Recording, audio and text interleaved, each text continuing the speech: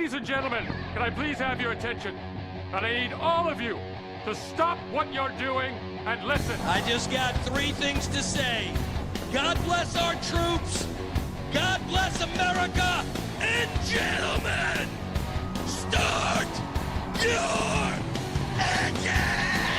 Are you ready? It's showtime, everybody! Showtime! It's awesome! Oh my God! Okay, it's happening. Everybody stay calm. What's the procedure, everyone? What's the procedure? Stay calm! Welcome to the fucking show.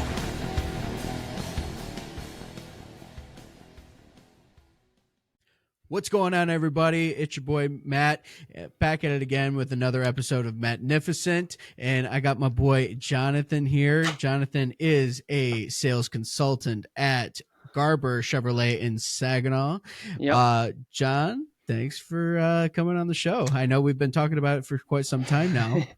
Thanks for having me. I know it's like every little family event they had, we'd always say, "Hey, we'll get on there. We'll get on there." Exactly. Yep. You know, and I know you wanted to talk about the big win of the national champions. How can you not? I know you got the shirt. I got the shirt. You got to rep them. No, it's I mean, that was a dream come true. I mean, I've always been a big Michigan fan my entire life. I don't know if it's because my mom liked state when I was a little kid, and therefore my sister did, and I really wanted to get back at her. But I mean, there were some hard years, man. There were a lot of years where it was always, we should have, we could have, you know, and we didn't. But, you know, this year we did, and it's great to finally see it. And it was really, I actually got to, I was at the game. So the Ohio State and Michigan game. I was at the game. I was so lucky. I get to go to quite a few Michigan games a year if I'd like. Last year I got to go to 2. This year I got to go to that one. It was just, I mean, the environment of that entire game was just unreal, dude. And then when Zach Zinter went down, I don't know if you remember that, when he broke his leg. Yep. I get goosebumps talking about it. Yeah, I mean, I know, same here. Joel Klatt talks about it the best because he was the announcer for that game. But just the way the stadium erupted, just cheering for Zach Zinter, and just, I mean, even Ohio State players and coaches showing him respect. I think that was the biggest thing for me, is even in all that rivalry and hate and what have you, it was like, you know, at the end of the day, they all play the same game. They all take the same risks, and seeing anyone take that kind of injury is just, that's hard. Yeah, absolutely. I don't know if you watched or listened to the episode where I had number 45, Greg Tarr, on. Not yet. So he's a long snapper for the Michigan Wolverines. He's a senior. Yep. And I mean, do you know who he is? I know who he is. I guess I've never talked to him, and I mean, long snappers are just as important, but they're not everyone's, you know, go-to. Not everyone has their jersey, which they should, but no, yeah. I didn't get a chance to watch that yet, but I mean, that had to have been cool to interview someone from the team. I can definitely tell you, as a Michigan fan, I've talked to my buddies who are Michigan fans as well, and they told me, they're like, that was awesome. Just the different details about Coach Harbaugh, you know, sure. the thoughts about the national championship, you know, all that stuff. And then what happened with Zach, and who Zach is, and what he's like in the locker room, and what he's outside the locker room. And talking about Aiden Hutchinson. I mean, it was an absolute blast. And, you know, like you said, like, the atmosphere is something that is absolutely incredible. Crazy. You know, I went, when they played Rutgers, I went to the Big House for the first time ever. Yep. My, oh my, was that awesome. Yeah. It's not, I don't know. I think if everyone gets the chance, or everyone should make a chance, is just go to a game there, Michigan fan or not. I mean, the way the stadium sings Mr. Brightside, just I don't know, just all of it. Yeah, and with every big play, and with every, you know, even a small play, like, the crowd just erupts. Yep. And the smack talking, and just it's a great environment to be at a Michigan game, for sure. Absolutely. As myself, I would love to go and watch not only Greg, but the defending champs at home next year. So we should try and set something up and see if you and I can both go. I can get you to a game, probably. All right. I could probably do that. All right. Yeah, because I mean it's a blast I for have sure. to ask, but yeah. Yeah, see what we can do. But Yep. so you've been a Michigan fan as long as you can remember, Mm-hmm. and I mean, who would you say is your favorite player of all time? Oh, that's tough. That's tough. I mean, there's a lot of. I mean, obviously, there's any answer I give, someone's gonna have some answer about how it should have been this person or that person Of course. or whatnot. But I mean, I think these last 3 years of Michigan football have been some of the most defining in the entire program. I mean, you can look back on all the years, and we're a school with very many accolades. But I mean, still, at the end of the day, like the 3 years we just had, it was incredible. And I think you gotta pick someone from there if you're me. But the toughest, I loved Aiden Hutchinson. Aiden Hutchinson's still one of my favorite players. Watching him play at Michigan was insane. I mean, Yeah. the dude just plays with so much heart every play. But I JJ's probably the easy answer I can give for me. I mean, what's not to like about that kid? I mean, I think he's the greatest quarterback Michigan's had, and everyone says, "Oh, he can't throw the ball." He doesn't need to throw the ball as much. He doesn't need to throw for 40 times a game to win.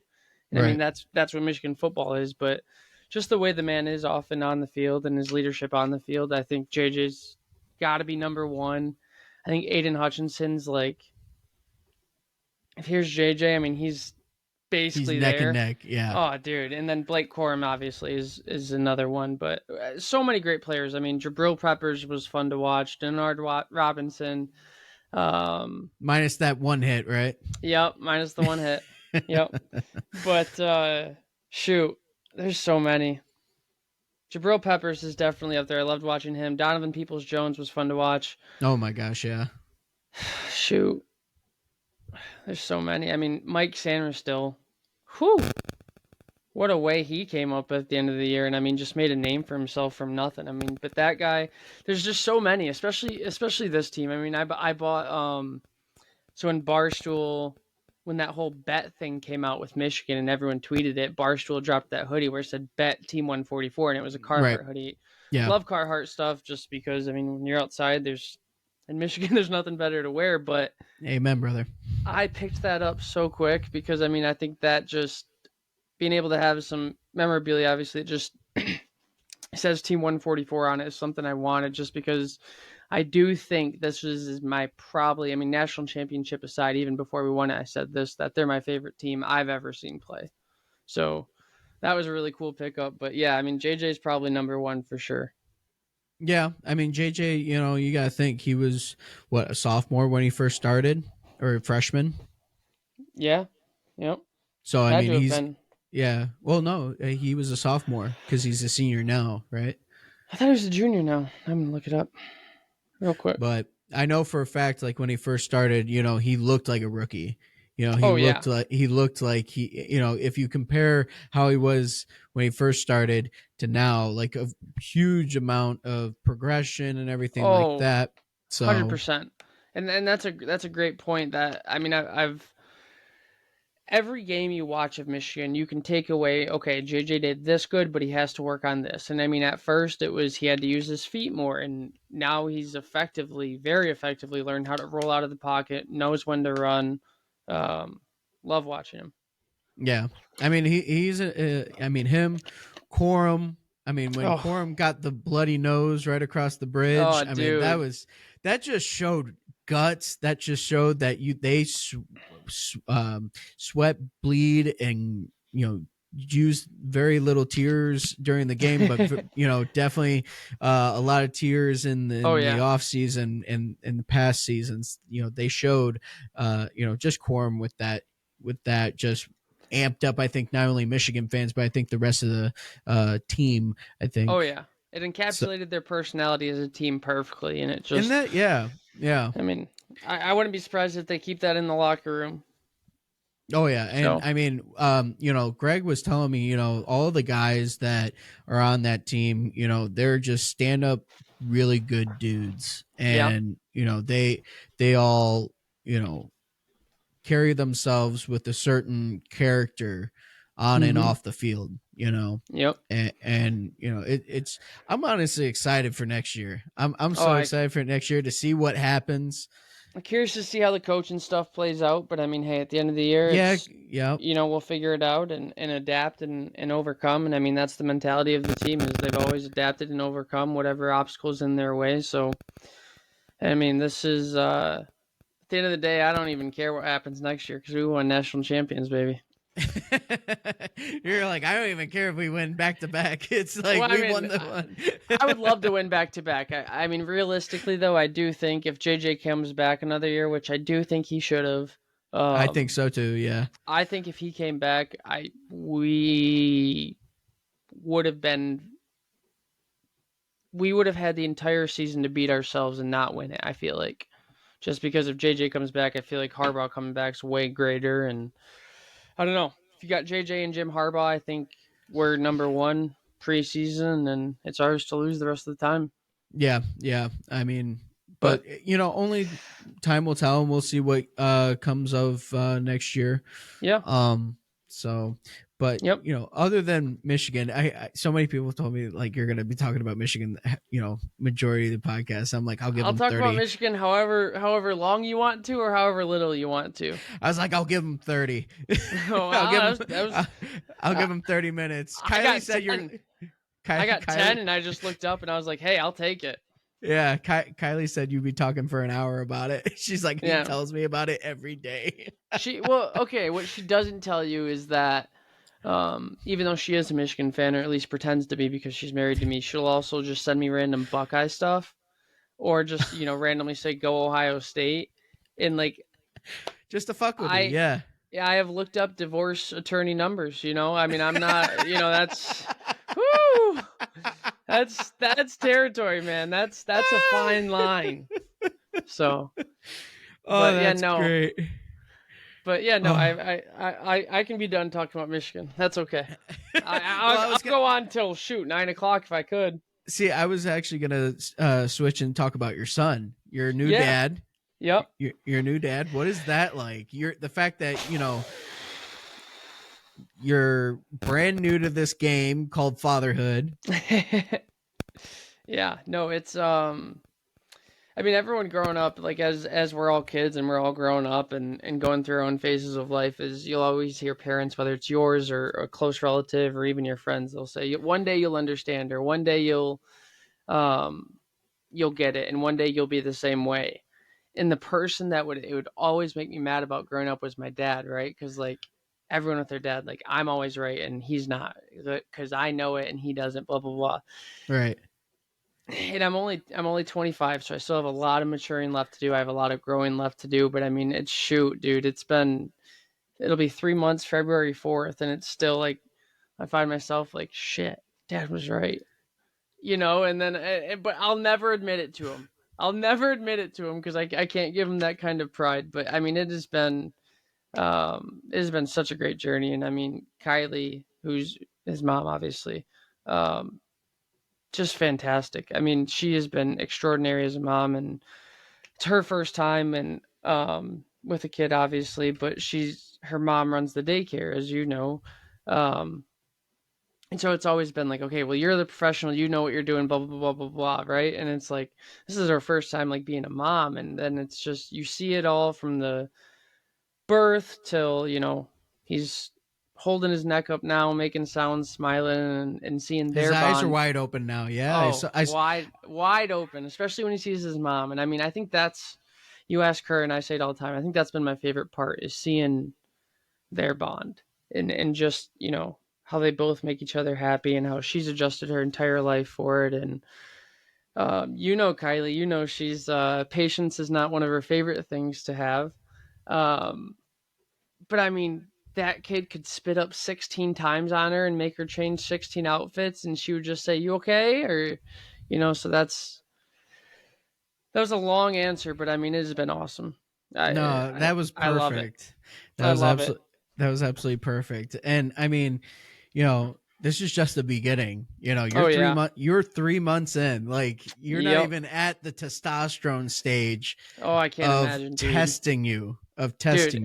Well, I mean, I cherish the moments we have with him right now and the size that he is and the weight he is. But I say that often, is I can't wait till he's big enough to just roughhouse or play catch out in the yard or all that stuff. It's just, got to show him who's boss first of all. Show him who's dad, who owns the house. You know what I mean? Can't let him win too many. But shoot, we'll go to the grocery store now, and I'll go down the aisle and just be like, oh, I can't wait to play that with him, or can't wait to get that for him, or all this other stuff. So Yeah, it's all the been a hopeful. blast. It's the hopeful thinking of 100%.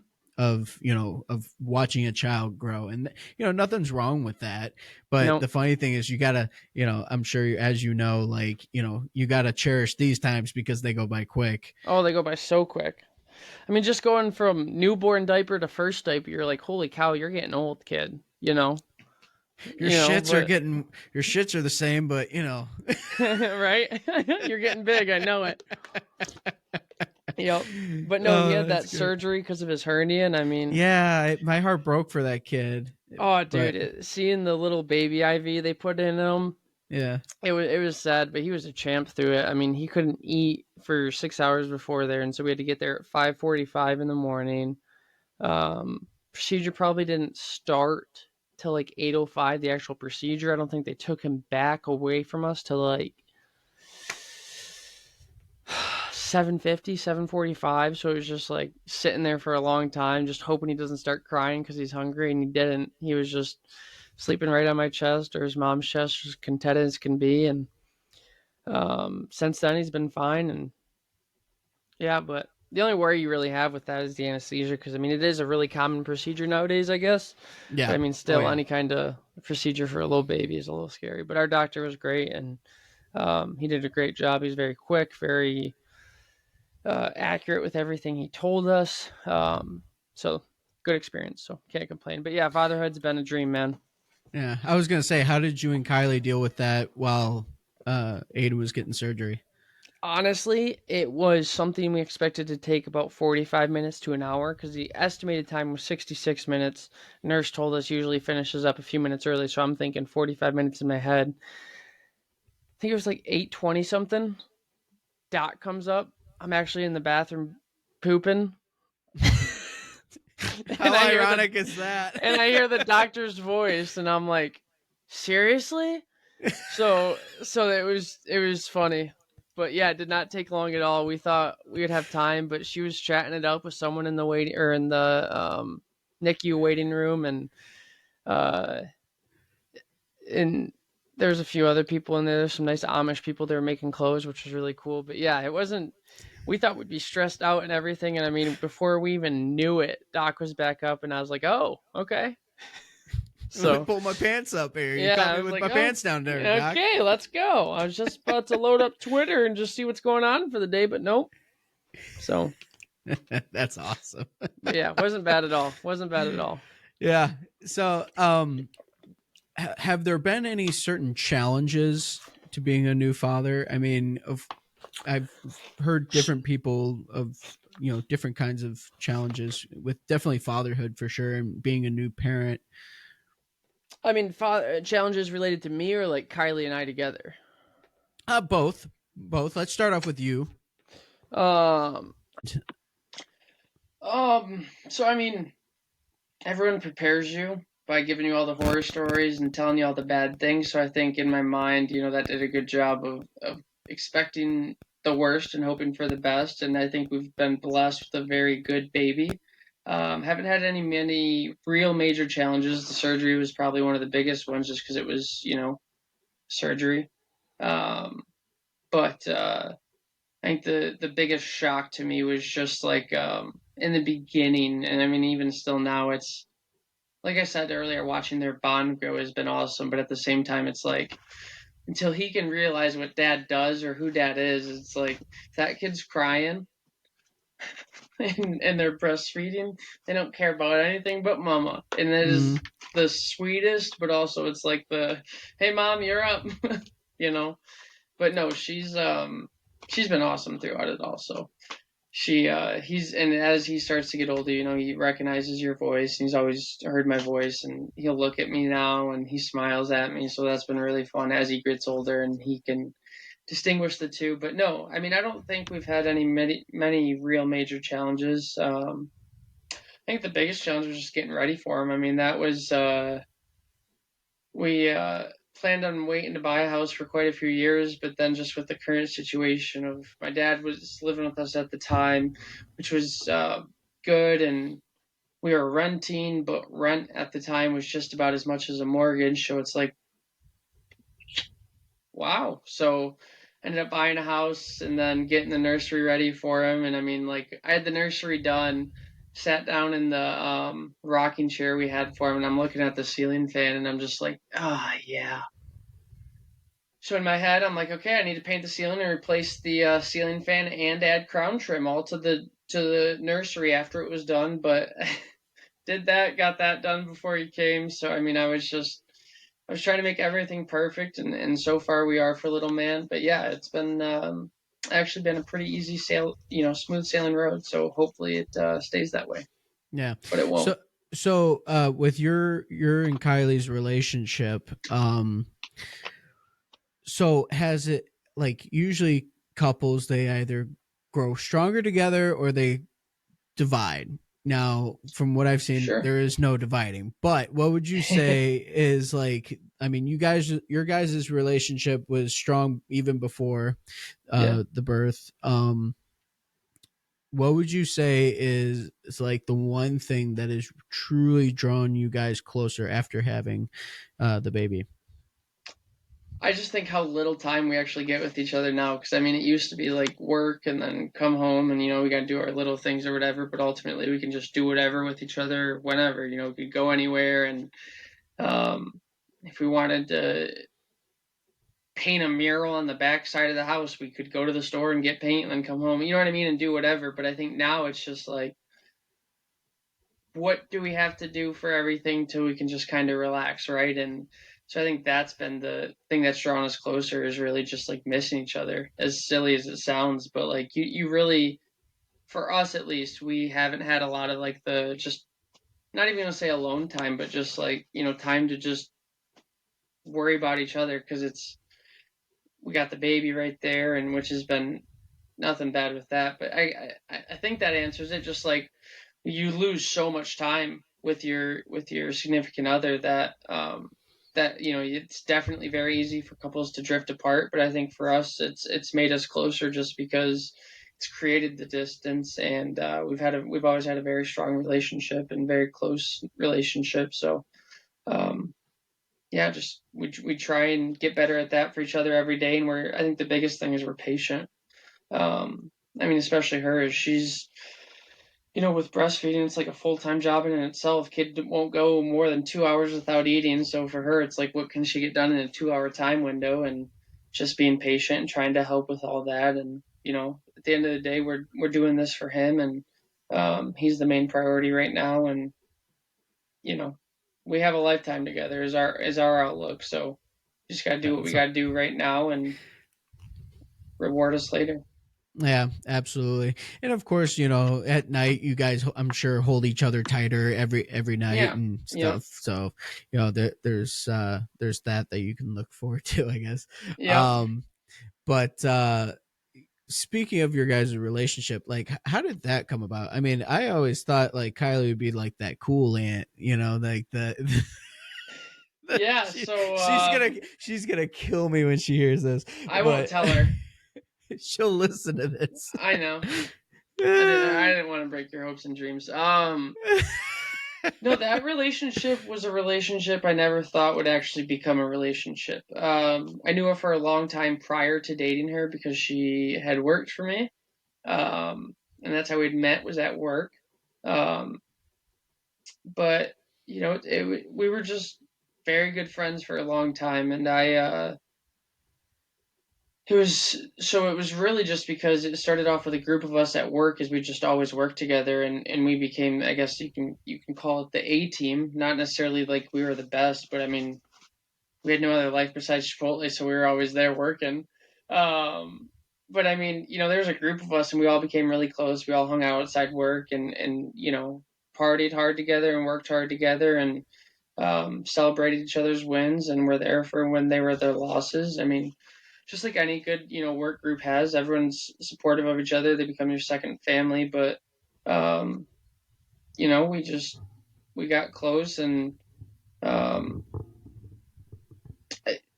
it was just always kind of, like a what if type thing. And then she was in like, was it Costa Rica or Puerto Rico or something? And she was drunk texting me and kind of spilled the beans a little bit. And Would she say I like you or something?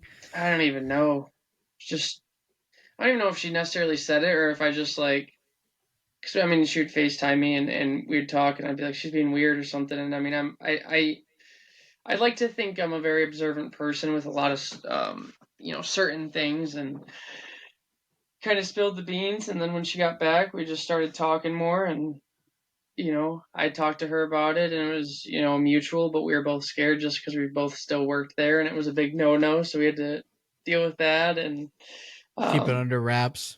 yeah. But I mean, we were mature about it, and she found a job shortly after that, had started, just to make sure we weren't interfering. And because I wasn't sure when I was leaving, I ended up leaving a few months later to be at my current job now. But she was working for me, and here we are. And yeah, I never thought she'd be the exactly like you said. She was always the fun aunt that drop off a mug once a month and call it a day, right? But no, she's a mom at heart. And I mean, she says it a lot. She often says, like, I think, Aiden's my purpose, or being a mom is my purpose. And it's awesome to hear. But I mean, you can just watch her with her, and it's what she loves it, and she loves kids. And so she's as happy as can be. And I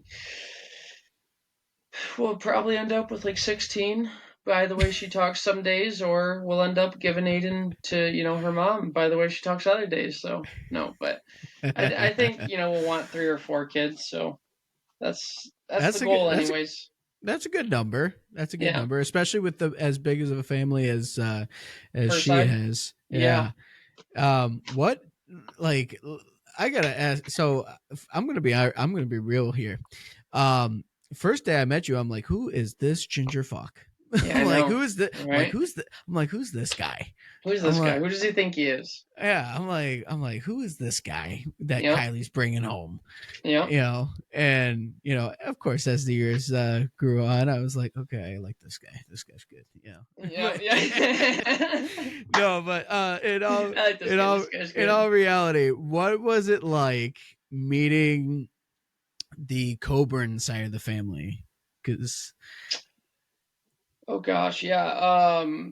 So I mean, for background, and I mean this is a lot of it. Is I come from a very small family, so my parents were divorced, so I didn't see a lot of my family for a lot of years. And so like I mean, most of my family events from 5 or 6 till like really I started being with her was just 5 or 6 people max. Like that was our family. Like that was my family. It was 5 or 6 people, and I grew up in Chestnut, which is a very small town. I was born in Grand Rapids originally, moved to Chestnut, spent a lot of my time in Chestnut. So I didn't see a lot of the world, right? And so I remember the very first time just going down to where she lived, just being in awe that there could be that many businesses within that close of proximity. And like, dude, I cannot tell you the face I made when I realized that there's the same business like a mile away. I was mind blown. Mind blown. And then meeting the family. At first I was confused, like they still do family reunions every year, because like to me it was like a foreign thing, right? Like these big old family Christmases. It was like, oh, it's like a family reunion. And then so that was different for me at first, but I was like, that's cool, like that's awesome. And I think that's what made me love her family so much more, is just seeing how tight, I mean, especially the Coburn side of the family, but just how tight everyone is. I mean, even like I know cousins are always close, but I mean, like, there's a million cousins you guys got, and all of you just, I don't know, it's really cool to see. But first reaction was just, how crazy of a lady Nani had to have been to have raised all those kids. You know what I mean? I mean, you get Becca, Stacy, or not Stacy, you get Becca, Bruce, Brian, Ben, Beth, all in the same room, and you're like, they lived in the same house at one point? Yeah. And they didn't kill each other? You know what I mean? But it's awesome. There are stories. Oh, there's stories. But I think that was the coolest thing, is you see how different, they all turned out. And but at the end of the day, they all still hold the things that they hold, near and dear to them, which is family. And I love seeing how hard everyone goes out for the family, like Christmas, especially with the gag gifts or just with being there. And I mean, you know what gift I'm thinking of right now. Oh yeah. But Oh yeah. We can so say it on this. We can say it on the podcast. oh, the Go sex ahead. box, yeah. Yeah, That was, the sex box. Yep, the sex box, baby. But no, I mean, I guess I don't even know my first reaction. My first reaction was just a little surprised, but also um, happy in a way, because it was. I'm not saying I didn't have it, but I didn't have those big ones, so it was really cool to be a part of a big family and get to see that, and hope for Aiden that he gets that someday, and hopefully create a place where we can do that someday for our family. Yeah. And one thing's for sure is like you fit right in, with the sarcasm and the goofiness of that side of the family. So I mean, you fit perfectly right in, and It's fun. it didn't take very long at all. No, it did not. Everyone was very welcoming, and I Yeah. think that was the most encouraging. Is like, Beth especially. I mean, she's like right there for Kylie and for me since day one, and her husband, Uncle Mark, he has been just outstanding too. And so it's very easy to fit into a family when they make you feel like family. Oh, So, absolutely. That's and the fact, and I'm sure Kylie fit really well in your family as well. I think they all like her more than me, so. Is that so? Yeah. No, I mean, it's funny, but I mean, I think I'm serious too. Like, I think if you put me and Kylie, and we're both drowning, and you have to ask my dad who he's gonna save, he'd struggle, man. He would struggle. And I get it, but I'm just like, jeez, But it's nice because they deal with her, like, on all the little stuff that, like, I don't have to deal with now. Oh, bonus. Fantastic. It works out. Bonus. Yep. Love that. Yeah. So. That's, and the fact that, you now have somebody that can, she made a joke yesterday. She's like, when you were driving, or not yesterday, Sunday, her and I were texting back and forth. She goes, "Man, I feel like his secretary." Yep. She puts me in my place, man. She doesn't let me just say it. She gives it back, that's for sure. Yeah. I mean, I'll come home some days and it's just Ohio State, like, till I go to bed, and I'm like, what's wrong with you? Yeah, and the funny thing is, knowing Kylie for so many years, it's so funny because she just is such a goofball, but yet she knows how to get under people's skin. Oh. And just for the fun of it, just loves to dig in until you just blow up. And then she gets mad at you for having a reaction. What? Not actually, but I was gonna say she usually laughs. For me, she'll do it all day, like little stuff like that. And then I'll just be like, okay, are you done? And she'll be like, oh, hello, Mr. Snippy. And I'm like, you've been... Oh, she's funny. That was a good impression of her, by the way. Right? Thank you. The tone and everything, I mean, that's hard to nail. You gotta... Hello, Mr. Snippy. Yeah. It's specific. I mean, she's got a tone, man. It really is. It really is. No, now, everybody's like worst fear is not getting along with the in-laws. How have you dealt with that in your own sort of way? I joke about it to make it easier. Okay. So, like, I'll tell her, and her parents are great. I mean, like I said, it's. I mean, I really do feel like family. I mean, I can. Even before we were engaged, I would be down at her house, and she'd be working from like 4 to 11. And I'd just be hanging out with her mom and dad, or and not even really thinking anything of it. But no, I mean, I've always been worried about that, but it's very easy to get along with your in-laws when they just want what's best for you. So, they only want what's best for us. They respect any boundaries we have, and we try to respect them in the same way. And at the end of the day, they're always going to want to see their kid and their grandkids and whatnot, and we're always going to want to do our thing. So it's just a matter of making everything work for everyone. And it's Kind hard of because they live. negotiating it out. Yeah, and it's hard because they live down there and we live up here. But again, you got to make it work, and they just got to move to Saginaw. So, but no, they're great to have, and they've already been so beneficial and supportive and helpful to me individually and in our relationship. So, it's I don't have any of the horror stories yet. So Becca, don't make this podcast. Don't make me look like a liar now. And I was about to add on, like, them moving to Saginaw. I was about to say, damn well Becca is not moving to Saginaw. I know, and it's great. It's a great thing. I know that. We are not having Moo move up to the Saginaw. Nope, Moo Moo's got to stay down there. That's right. Speaking of Moo Moo, I'm pretty sure if anybody looks at like my, especially Instagram posts, I put hashtag Moo Moo. Now, granted, Uncle Brian really started it off with all of his posts for his company, and I had to follow suit. So I went literally post for post, and at the very end, it's hashtag Moo Moo. I love it. Every post. So even this one is getting a hashtag. Even the clips that I take from this one, it's going to be hashtag Moo Moo. You got to put it in all caps, like hashtag Moo Moo. Really emphasize it. Honestly, if I edit this clip, I will for sure put it in all that all claps. All claps. All claps. All claps. But yeah, caps. So, but yeah, and yeah, no, she hates that name, and I love it. She hates it. Everybody loves to mess with her about it. Here's my thing on it. I have permission from her own mother that the nickname is funny, not offensive, and I can use it. So if I have permission from your own mother, who's my grandmother now, by the way, too, I feel like it's very fair. That's all I got to say about it. Yeah, it's not offensive. It's just a flip on Mimi. That's right.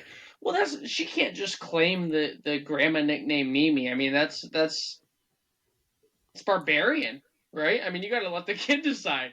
You got to let him pick. And for me, it all started as a joke because she was like, "I want to be Mimi," and I'm like, "You can't be Mimi." I was like, "I already have a Mimi. Like, I know a Mimi." I was like, "So you'd be like a fake Mimi?" And she's like, "I'm not a fake Mimi." I'd be like, "Why can't you just be like a Moo Moo?" Hated it ever since, but it stuck like freaking glue, man.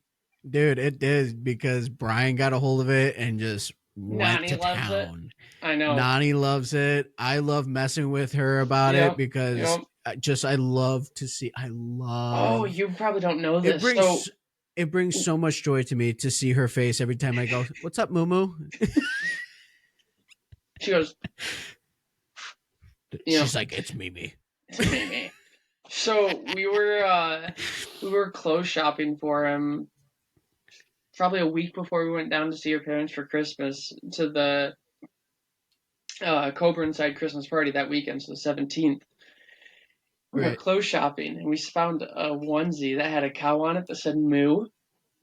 And I was like, "Buy it." And she was like, "No, we're not wasting money." I was like, "Buy it." So we bought it, and I was like, "Okay, we're only going to wear it once probably." I was like, "But when we go down there, he has to wear this when he's in the car seat so that when she opens the car seat, all she sees is the Aiden with the Moo on it."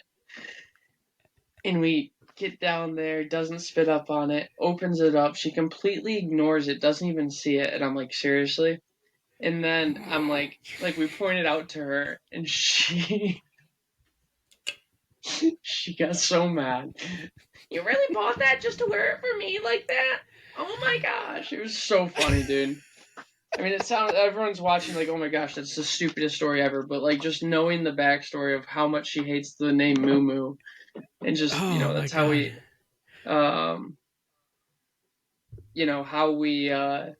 how we interact with each other. That's just it was just perfect. Yeah. We just like to throw little jabs at each other. Yep. I mean, but as you were saying, like, she, automatically she was like, "I'm Mimi." Like, yeah. Beth has already told me that her name, when she like whoever has, kids first, whether it be me, Zach, or JT, whoever has kids first, her name will be Grams. She can't decide that. I like Grams though. Grams is a good one. It's an easy one. Grams. And then I was like, "So what's my dad?" And she's like, Gramps. I'm like, I used to, growing up, I used to call my next door neighbor, his grandma and grandpa, I used to call them Grams and Gramps. That's funny that you say that. that's That so face was funny. funny about when you said Gramps. Yeah, I was just like, like, I've lost it. Like, I can't picture my dad as Gramps. Like, the only person I can see Gramps is literally nobody. Yeah. Maybe Jay, who knows? But as of Yeah. right now, I can't see my dad as Gramps. He's not he's not Gramps enough, Yeah, he's not old enough yet. his hair says it all, but just That's not funny. his just Not his MO. not his MO, no. That's But funny. that's so funny, dude. Man. So all in all, like, we've talked about, like, your relationship, you being a father, you being a Michigan fan. Couple questions. So, I have like, answers. how did you get the sales consultant job, and, like, how do you bring that strength of, I guess, being a car salesman, but but being a consultant, and bringing in clients and stuff like that? So how I got the job. So I don't. Some that know me might not believe it, but I don't normally like to just say how I got the job. But so when I was working at Chipotle, a certain someone named Dick Garber would come in all the time, and him and his other people that worked real close with him would always come in and eat lunch. Um, and like I told you, I was like not sheltered, but I knew very little growing up because I just always went to a private school and just didn't know much in the area. Um, but I didn't know who Mr. Garber was at first, and he'd always come in and we'd chit chat and he'd compliment me. And then he'd start saying one time, he's like, "When are you gonna come work for me?" Or when can I get you to work for me? And at first, I didn't even know where he worked. I didn't know until somebody that actually went to school with Dick's son at Nouvelle told me, like, who that was, and I was like, "Oh my gosh!" I was like, "That's really cool. Like, it's crazy." And he'd give me a cell phone number to like call him and set up interviews and all this stuff, and I had lost it. So once I found out, he came back in. I was like, "Hey, I'm gonna need your number again." So I don't think I've ever been more embarrassed than that in my life. But anyways, I was working at Chipotle. I told him like I wanted to, at least wait till I graduate, and I got my degree in cybersecurity, which I did. And not even a week after I graduated, he was in there again, and he was like, "So you ready to work for me now?" And so,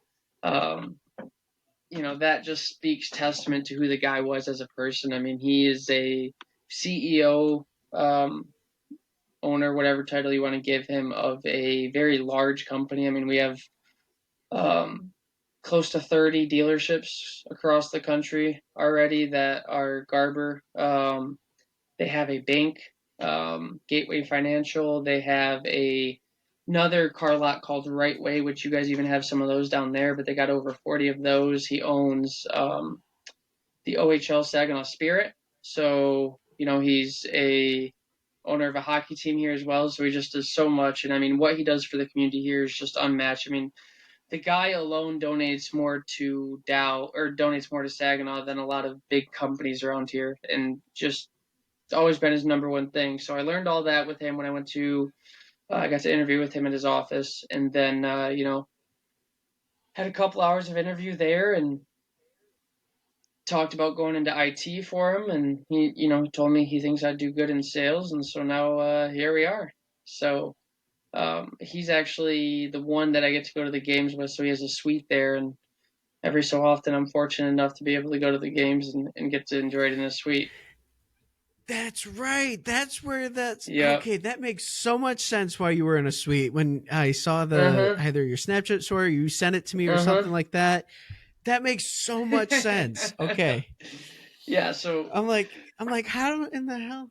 Yep. So that makes so much sense. Yeah, so that's how I got it. But I mean, just a great guy, great company to work with, and I mean, as far as this, so you brought up the sales I don't like the term salesman just because that's everyone's image of it, everyone's name of it.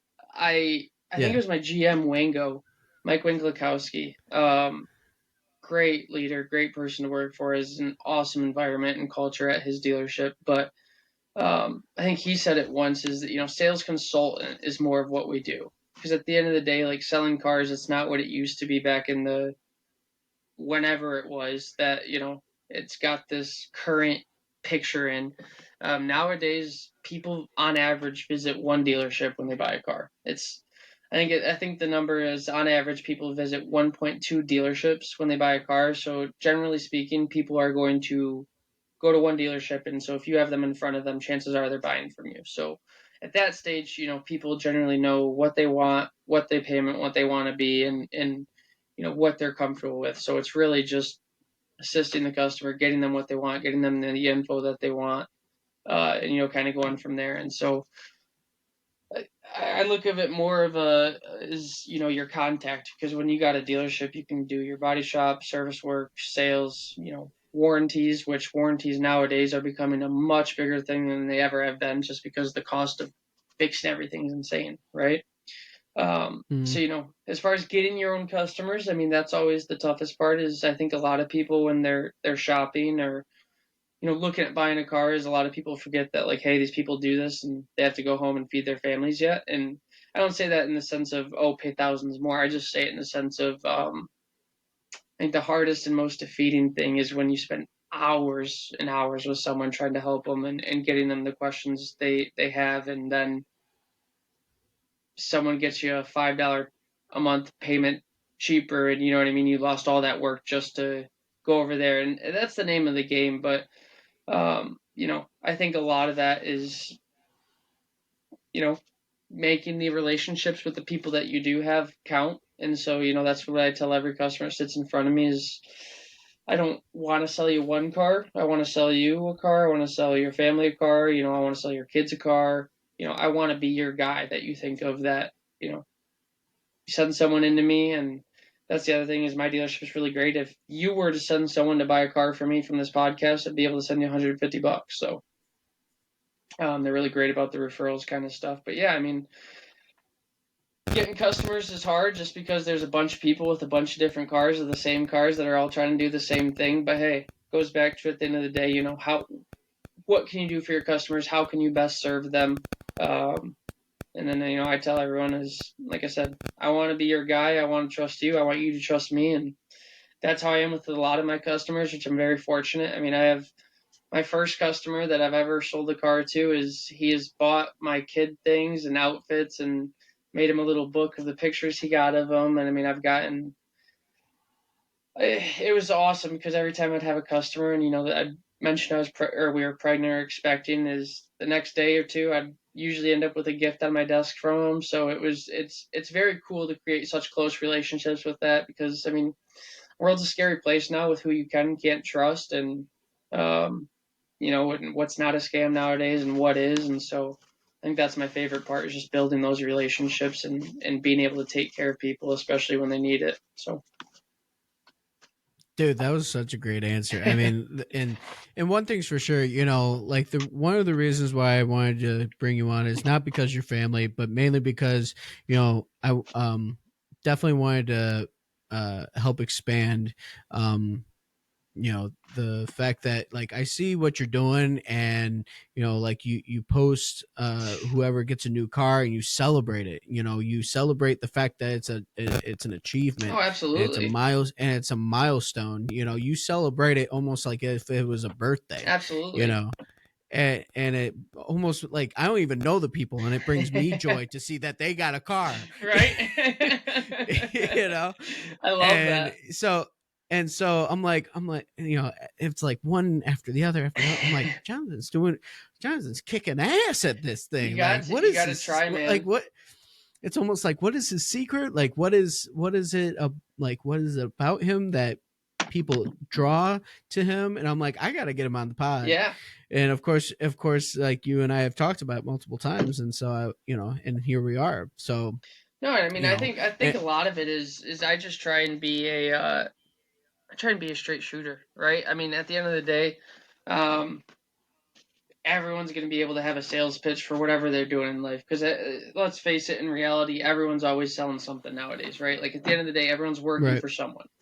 And I found that just I don't need to act like a salesman. I don't need to act like I'm trying to trick people or anything. It's try and be straight up and tell people like, hey, this would work, or hey, this wouldn't work. And I think that's the biggest thing, is just honesty at the end of the day. Nobody cares about much else, because everyone else can deduce that. But if you're just honest with someone, at the end of the day, it's going to be what it is. You're going to try your best and do your due diligences, and hopefully success finds you along the way.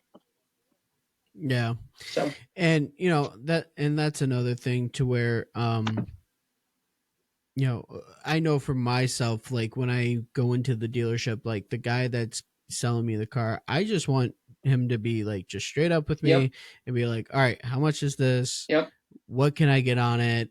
Yep. And stuff like that. 100%. And I think that's what a lot of people lack nowadays, and that's why a lot of people, I really do think that a lot of people end up in bad situations just because they'll get so frustrated that they don't understand it, or that, maybe the person didn't explain it to them. And then, they're tipped in their current car loan, and they want to get mad at, the dealerships and stuff. But at the end of the day, that's the tough part, right? Is dealerships are going to sell at market value, no matter what dealer it is, and it all depends on what dealerships can get stuff in for. And dealers have to follow the banks at the end of the day, because if the banks don't agree with it, no one's going to buy a car through them. And that's the biggest thing, I think, is that price gouging was a big thing during the COVID times, and there were a lot of dealers that wouldn't allow like GM discounts. I'm thankful, like I said, that I worked at a place where the entire time through COVID, they never marked up a vehicle. They never, didn't allow GM discounts. They'd always sell the vehicle the cheapest they could, right? And so it's very easy for me to work in sales, just because you work for a great company. I mean, just last year alone, or I'm sorry, not 2023, 2022. I have yet to add it up for 23. But for 22, it was over $6,800 of the money I had made, which is only a fraction of what we ended up paying for to fix things. But just for my customers, I was able to contribute $6,800 to get stuff fixed, right? And it's not like that's coming out of my bank account. It's just coming out of your checks. But over time, as stuff gets fixed, just because everyone works under commission, which is normal. So we fix stuff for our customers constantly. When I'm not going to say we don't have to, but that's the difference at buying, at dealerships, or I'm not at dealerships, at Garber's. It's just that it's the treatment after the sale. And that's the biggest thing that I think a lot of customers either don't want or don't take advantage of, is just the customer service you can get after the sale. Is and back to the community stuff, like we have a program going on at my dealership right now where if you're an alumni of SVSU, you get free oil changes for the life of the car. So, I mean, nowadays that's $100 a pop, easily. Mm-hmm. So if you hear that, anybody that's listening, that's an SVSU alumni, get your oil changes at Garber Auto. I feel like Garber should just be a sponsor of mine. Listen to that. You heard that, right? That voice was just soothing. All right. I mean, we need to do something with that. Yeah, like what was it? Beth had told me, she's like, see if Jonathan can work something out. Dude, I would with Garber. I can talk to my bosses. Well, you'd have to put a little Garber thing in there, but we could talk something out. Mm-hmm. Yeah, I could do on it. I mean, I've done it for sure. I can make something work. Hell yeah. So, but with the new contracts, of course, as you know, of the big three, with the new contracts and the raise and increase of in wages and everything, has that put a dent in sales of vehicles being sold? So, ever since COVID, it's been a pretty steady stream of sales. When the strike happened, vehicles stopped coming in, but at that point, all the new cars already had the same inventory as they've had, so it really didn't affect it that much that we thought it would. It affected parts mainly. But, I don't think I've really noticed a slow month until this month. This month's been abnormally slow for January. And I don't think that it's going to halt car buying, but I do think it's going to make the prices go up, which nobody can deal with right now. I mean, between the way that interest rates are and that prices are, it's hard. It's hard. I mean, the average car payment in America right now is $700, which at the end of the day is just math. So I don't necessarily think it's a price problem. As I do think a lot of the cars in smaller SUVs have came down in price. Trucks have stayed up there, but I think trucks will stay up there, especially with the way that motors are just getting smaller and smaller. Trucks are going to become more valuable to a lot of Americans that like them or need them, especially. So no, I mean, hopefully next month's different, but yeah, this month's definitely been a little slower. Don't know if the weather is probably a lot to do with it. I mean, it's been like 2 weeks now of just snow up here. So we'll see what time holds, but all you can do, like I said, is your due diligence every day and try and get more customers, and every day someone's going to need a car somewhere. Sadly there's accidents all the time, or vehicles breaking down, or new drivers, or what have you. But like I said, just being that guy that you can for as many people and giving them the best service as possible. That's what you got to do in this. Absolutely. So Absolutely. Yeah, I figured I'd ask that because I don't know if we touched on that during Christmas or whatnot, but I figured, for majority of the listeners, that knowing about the strike and everything like that, seeing what's it like on your guys' end. So I figured I'd ask that. But I mean, speaking of the snow though, I mean, I know, like, I don't know, did you go shovel earlier, or no, you still shovel gotta do that. It's starting to melt, but the thing is let's see, it's 34 now. It's gonna go below freezing later on tonight, so I just don't want to have a big old ice rink out in the driveway tomorrow morning. I got you on that one. Yeah, because I mean, one thing that I was thinking to myself is when I texted you, it was like raining, but yet it was like sleeting. It's like a rain snow action. It doesn't know what it wants to do. Yeah, exactly. So I mean, and it was nuts to me because I looked on Facebook when I got to work that the schools had already closed. I'm like, I'm sorry. Yeah, I'm like, they would yeah, they had schools closed here today already. For today last night at like 5 or 6, and I was like, hasn't even started snowing yet. But I mean, it was bad this morning, so it was a good call. I mean, it wasn't that bad. Yeah, for you guys, I'm sure it was way different. But for us, I mean, it was just, I'm like, what? And then I get out of work at like 3, and it's like raining. I'm like, yeah. Are you kidding me? Are you kidding me? Yep. I'm like, what now? And then I started sounding like that old fart and being like, back in my day, they had to push us. We had to push our way through the snow. Yep. Yep. And I'm like, we had, and I was talking to one of my coworkers. I'm like, we had to stare at the TV, ready to go to school, and just hope like it was the lottery that our school name would pop right on the bottom. Yep. But now they're sending texts and posting on social media now saying that school's closed. Like, what? Yep. Like, this is like that is just something that just absolutely boggles you. But yes, it grinds my gears. So maybe I'm sounding like an old fart. So at my high school, half of them like lived there as a dorm. It was a preparatory school, so half the people lived there, half the people like drove there every day.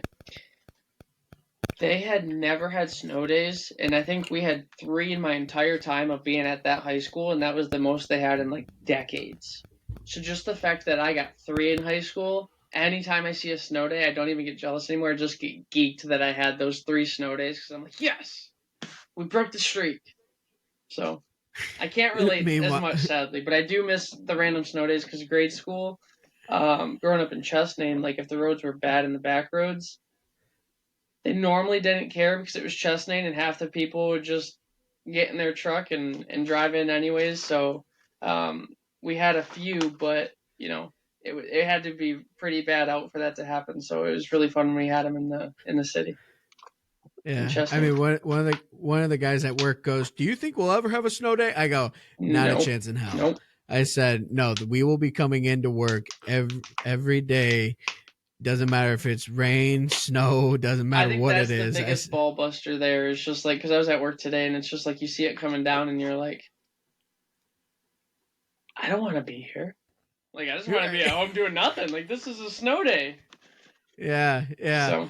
And it's not like we're going to go outside and do snow angels. It's just like you just want to watch the snow. Exactly. Watch this snowfall. Just watch it slowly. Watch a comfy movie. Have a little cup of Coke. Have a cup of cocoa. That's right, baby. Cup of cocoa.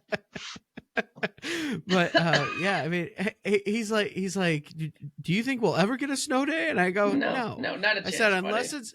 I said unless we get blizzard like weather.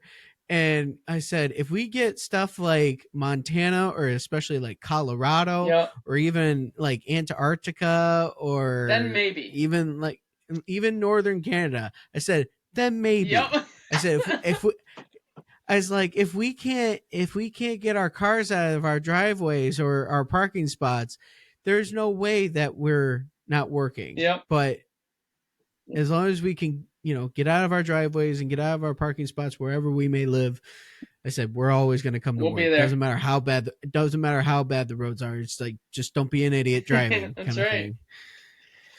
So, but yeah, that was. I figured I'd say to see if you didn't have a snow day. I mean, I don't think you guys would ever have snow days. No, right? I mean I don't, unless it was really bad. Then maybe. I think we've closed early on a Saturday, maybe. But yeah, nothing. I don't think we'd close the whole day unless it was very bad out and it wasn't recommended to just go out in general. But right. Yeah, so no. Usually the guys that live real close, which is me. If we how far away from work do you about live? 5 minutes. Oh. Lucky. So not even, probably like 3. So I mean, if it was really bad, we try and send, or the managers try and send the guys that live further away first, and us guys that are closer at home, we're expected to stay, and that's completely fair because you'd want them to get home and you want those guys to be safe. So yeah, that makes sense. Yep. So knowing that you gotta do the shoveling and everything like that, but figured I maybe end it off. Thanks for the reminder. Yeah, no problem. I know you were the one that texted me. I just don't saying, yeah, I know. Well, if I don't do it tonight, I'm not going to do it tomorrow. I know myself. Yeah. And then you're going to hear it from Kylie, and we don't want that. She won't even yell at me. She'll just do that half sarcasm and just poke at it. That's her thing right there. Is like she'll poke at you to make you think that she's mad, and then she's just not. But she's just trying to get under your skin, like you said. So that's what she do. See, I don't know. She's Moomoo's kids for sure. Yeah, Moomoo's kid for sure. Sorry, I completely interrupted your train of thought, probably. No, you're good. Well, I was gonna say something about the Lions, but we can hold on to that for a minute. But yeah, one thing's for sure. Is it interesting to you the fact that men are so somewhat simple, but women, in a sort of sense, are way more complicated? From a married man's perspective. You want me to die? God, she's gonna kill me when she watches this. I don't get it, man. I don't get it. Because half the... I need to be careful. Preach, my brother. Okay, so here's the thing that gets me. Is you'll have the simplest thing. And I mean, it just... That's when I get frustrated. Is when it's the simplest thing. But I need to give the most detailed instructions. It just boggles my mind. And then you don't even tell them how to do something once, and it's just done. And you're like, you can manage to do that, but you can't hold something level for me? Like, I don't know. Your question just made me think of a bunch of scenarios, but I don't, because Kylie is a very simple woman, I think, comparatively speaking. But there are That's some another things thing. about her I don't get it. Yeah. I mean, Like, like, okay, she does her makeup on the ground, right? And this is the simple versus unsimple thing, or a simple versus complicated thing. Is in my mind, I see a problem, right? Like, let me get my whiteboard. Okay, floor, makeup. You need like a vanity or something to do it on, right? So I suggest getting a vanity or building a vanity. I'd build her a vanity or I'd get her a vanity, whatever. No. And then if I start looking, because anytime a girl says no, it usually means yes, or if they say yes, it usually means no. So I start looking, and then she gets mad that she sees it because I'm looking. She's like, "We don't need to spend money." I'm like, "Why are you doing it on the floor?" I was like, "We have 16 other desks in the house that we can make work, but you're like, so I'll get this," and then no. But it's just, I see a problem. Simple fix, no. Easy solution, no. For her, it's just finding the most complex solution to the most simplest problem. So I think that's it for men. Is men try to find the simplest problem, but women try to find how did I just word it? Men try to solve the most complicated problem with a simple problem, and women try to solve a simple problem with a complicated problem. yeah, That's the I can best way to definitely see word that. it as a married man, I think, without getting, castrated in the middle of the night while I'm sleeping. That's great. That's honestly, that's no, and that was probably the best answer right there, because I feel like all men are, like, one thing's for sure, like one thing that I've noticed, especially in today's world, and even like watching, like, what was it, like 2000, What Women Want. Yeah. We're not mind readers, ladies.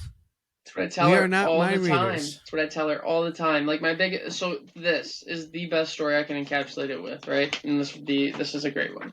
I like this one anyways. She was pregnant, and I was coming home from work, and I stopped at Meijer because I wanted to get her some flowers, and I wanted to get her her favorite candy, right? And it was just completely random. It wasn't a special anniversary. No, I didn't piss her off. I didn't owe her an apology. It was just simply out of the blue. I was having a good day. And I get home. I'm so excited because I'm like, like, gonna make her happy. It'll be a good night. She won't be cranky. So walk up the stairs with the flowers and her there was like 3 things of her favorite chocolates and gummies or whatever. I open the door. Flowers in one hand, bag with the goods in the other. She looks at the flowers, looks at the bag, looks in the bag, looks at me dead in the eyes, blank stare, and says, "You didn't tell me you were going to the store." I was like, "What do you want from me? If I tell you I'm going to the store, it's not a surprise." Didn't even care about the flowers. Hi. There she is. Yes. That would make me laugh. The woman herself. She was like, that made me laugh. But didn't care about the flowers. She was like, "I don't even care about flowers. I'm just mad that you didn't tell me because I wanted more food." And I'm like, seriously, that's what you're mad about right now? And I mean, she was mad for the rest, not like actually mad, but a little bit annoyed, mad, irritated the rest of the night. And so a couple days ago, we weren't even doing anything. We were just laying around or whatever. Yeah. And she makes a comment, and she's like, somebody got them flowers in the we were watching Prison Break, and Michael got the doctor flowers or a paper flower or whatever. If you've seen the show, you know. And she goes, "Wish you would get me flowers every once in a blue moon like that." And I just looked at her, and I'm like, "Really?" I was like, "You don't even care about flowers." She's like, "Since when?" And I'm like, "You tell me this every time I get you flowers, that you don't care about flowers and you'd rather have something else." So I've adjusted. But now, Matt, she wants random flowers. So it's being married. Or else she's gonna be like Miley Cyrus and be like, "I can buy myself flowers." She's gonna write a whole damn song like Miley Cyrus. And these are first world problems. I know people listening are like, "Wow, he just likes to whine."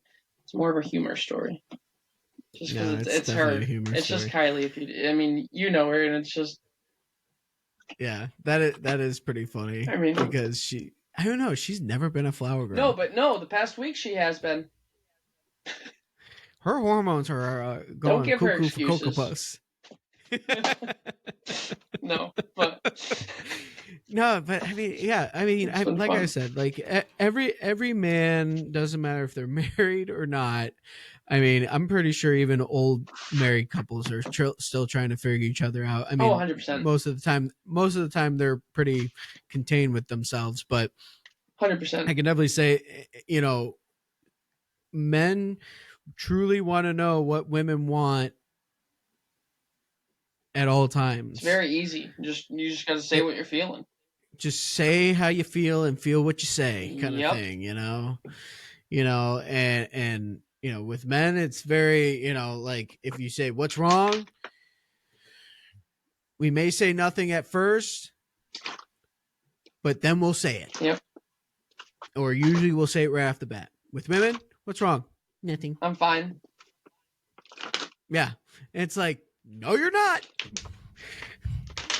Oh, it's her. She'll say I'm fine. Yeah. And I'm like, I know what that means. And she says I'm fine. But then if I keep asking after she says I'm fine, I'm the bad guy because I'm. Mm-hmm. Yep. Yeah, and then we look like the dumbasses for assuming. Yeah. Well. And it's like, are you fine? But Are we you know not? deep down, you're not fine, because if you say I'm fine and you say okay and you go off and doing your thing, You're in trouble. then you're in trouble. Yep. It's like, what? It's like, 100%. it's a lose-lose Being situation. married is a trap, and I say this all the time. I think this is funny, and I say this. Kylie doesn't like this, but I'll always just take this off and point it to her, and I'll be like, "You see this? This is when I didn't start mattering. This is when I stopped being a care." Just joking with her, just my ring. I don't know if you saw it, but because I tell her, I was like, as soon as they get married, like, we're disposable, man. No, but we have a great relationship joking about it, so. Yeah, absolutely. And one thing's for sure, divorce is expensive. I know. but I know. But if she brings another Buckeye comment, I'm gonna call that lawyer again. Be like, hey, can I still put your number on speed dial? I need you. It's time. Yeah. I don't even know what this vacuum attachment. And using it I don't know as why a it's on my phone. desk. Oh my god! I have all kinds of random things on here. This is the one room we really haven't done much with since we moved in. Like, painted and did carpet in pretty much every other room except this one. So it's just all kinds. What was the first room that you guys did? Aiden's. Oh, well, no, actually, we did our carpet first just so we could move our stuff in, but painted Aiden's room first just because we were so excited. I mean, I think we painted Aiden's room before they were even moved out all the way. They just weren't staying here, but we were just so excited to get that nursery going that we just of course got it ready and did carpet in both of them. So yeah, pretty easy. Yeah, I mean, that sounds pretty self-explanatory. I mean, you had the baby on the way, so it's like, let's get it ready. That's like right. You guys are excited. Like, it makes sense. Yep, I was eager. Yeah. Yep. I don't think I'll ever be a carpet guy. I have carpet in my apartment, but The whole I hate rest it. of the house, besides the bedrooms, is hardwoods, or not hardwood. It's like an LVP, so it's just 3 rooms with carpet, so you'd be fine. Yeah, I mean, I'm fine. sure I'd be fine with that. Like, to where the bedrooms would just be carpet, but Yeah. No, I hate carpet. Well, fine, you really can live do. in the basement where there's no carpet then. Okay. Right, but no, I mean, I always looked at it to where, like, when I get a house, like, I'll look and it's like, if it has carpet, I'm like, I'm tearing this fuckers up. I'm tearing this. I'm like, I don't care where it is. Like, I'm tearing it up. If there's carpet even in the dining room, I'm tearing that motherfucker up. No, I could see. I agree with you there. Carpet in the dining room is bad. Yeah. So I mean, but yeah. So about the Lions, we're 1 win away for going to the Super Bowl. Whew, if they can, Did you- even if they can get to the Super Bowl and Michigan won the Natty this year, I will be a very content Michigan man for quite a long time. I mean, it's gonna be a tough matchup. 1 win away, even getting to the ship, that's impressive in itself for what we've been dealing with. I mean, especially last year, would we start 1-6 or something?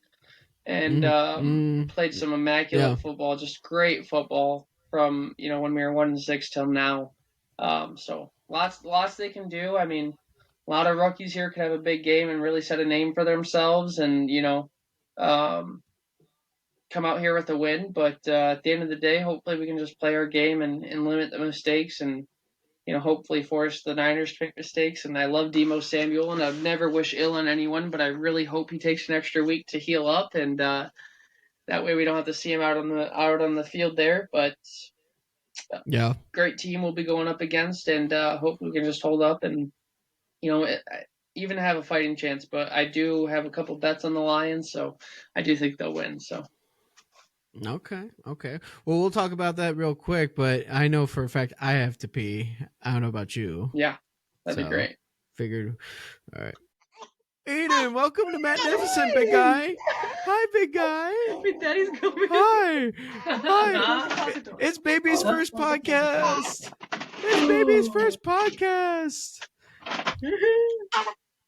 He just had to put his 2 cents in real quick. I hear that.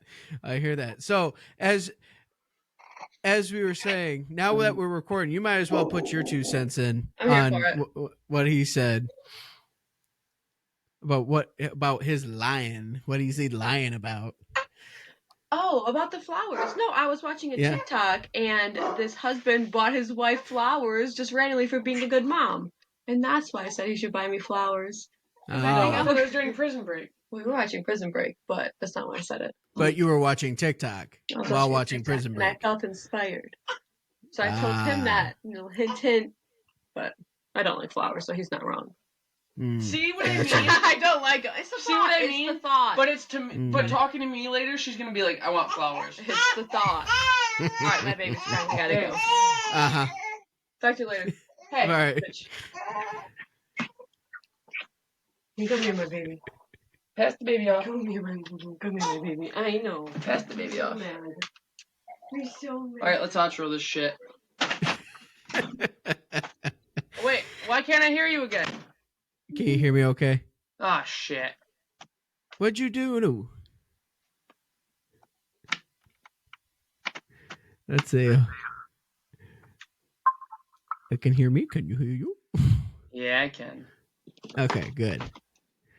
All right. So, yeah, by the way, we've been recording since the baby wanted to get on the podcast. I was like, I got to record this. This is baby's first podcast. I love it. That's fine. That's good. Good to get on it. So then, no, you guys heard the corrected story. I'm sorry. It was a TikTok that inspired me. Yeah. Oh, you big boob. Big boob. Yeah. So but like we were saying about with the Lions, they got a solid team, and fingers crossed that there are no injuries. I mean, granted, Ragnow took it. He's a dog. He's a warrior. Sprained knee and a sprained ankle. Dog. Yeah, he's a warrior, and he took it like a champion. I mean, just an insane beast right there. So I mean, the fact that he took it on the pretty much on the ankles and stuff, and just a guy, just happy. One of the dudes. Yeah, and so hopefully they all stay healthy for when they go against San Fran. That's the biggest thing, is staying healthy for San Fran, and then making sure we're healthy to go for the Super Bowl. So hopefully we can hold on. Hopefully we can just give ourselves a fighting chance, limit our mistakes, keep ourselves in it, and have a few. And big plays. Yep, and we still play aggressive. We still play fast, physical, and get JMO involved. Get Gibbs involved early. Let JMO do his thing, and if we can get JMO on a couple deep balls and just get some momentum in the stadium our way with those, I think that's our big chance of winning. So I think Reynolds will have a big game again. I think JMO will have a big game. Obviously they're gonna hopefully St. Brown, he always finds a way to get at least 60 yards, if not 100, like he normally does. So. We got a pretty good receiving core that I think's doing hot anyways with Jared Goff. Laporta's an absolute animal. Hopefully Monty gets a few more yards than he did this last game. I think he only had like 33, but still won. So I like to think that the Lions and Michigan play a decently similar game of football, but I think the biggest test for the Lions would be the Ravens in the Super Bowl. Ravens and Michigan play a very similar style of football. I mean, their defensive coordinator was also our defensive coordinator, 2 years ago? So that's a big reason as to why, but that makes so much sense because one, you got the Harbaughs, and then you have that. So that makes so much sense. Yep. We've been very lucky to get a lot of Ravens, coaches through their pipelines. So, but man, one more game, get the Super Bowl. So hopefully next week we can talk about how the Lions will be facing up in the Super Bowl against the Chiefs or the Ravens. I know, ain't that the truth? And here's the funny thing: everybody's talking about the Ravens. There is no chance that the Kansas City is even gonna compare to the Ravens. I don't think so. Like, how bad do you think Kansas City is gonna get whooped? I hate betting against Patrick Mahomes, but I mean, unless the Chiefs defense does some crazy Chiefs adjustments to, get ready for this game, I mean, I'm thinking like 30. I mean, similar thing as the Lions, 35-7, 35-6. I could see Kansas City scoring twice, 35-14. My final score prediction is going to be 42-21. We'll go with that. Just came up with that, so. With Kansas City and Baltimore? Yeah. Gotcha. Now, Lions 49ers, I give it 35-28. I think we win by one touchdown if we win. If you want me to pick a 49ers score line, I mean, I give it 28-7. So I think if the Lions, can click on offense, I think we'll win. I mean, obviously, you score more points, you win. But I'm saying we've had offensive struggles in the past where we just aren't clicking, and the defense can disrupt us. I mean, that Baltimore game is one of them. So hopefully we just avoid a game like that, and we'll be good. Yeah. I mean, one thing's for sure is, we just got to play our game. And even the Packers showed that for the 49ers are beatable. Exactly.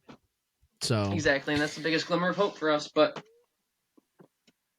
I'm excited. I'm excited for this weekend.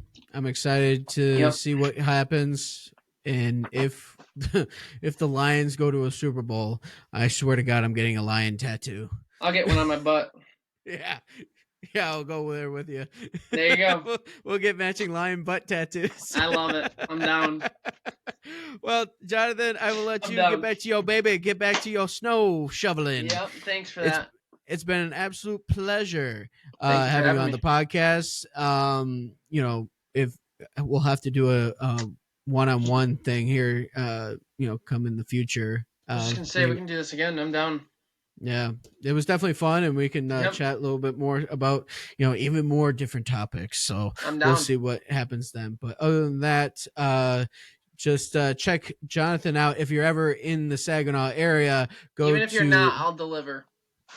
That works too. I've delivered cars in Idaho, so. Bada bing, bada boom. So if you're listening in Idaho, you're in California, Detroit, or even New York City, make sure you go through Johnathon Boyd at Garber Chevrolet in Saginaw. Yes, sir. Thank you. Until then, we will see you in another episode. Deuces.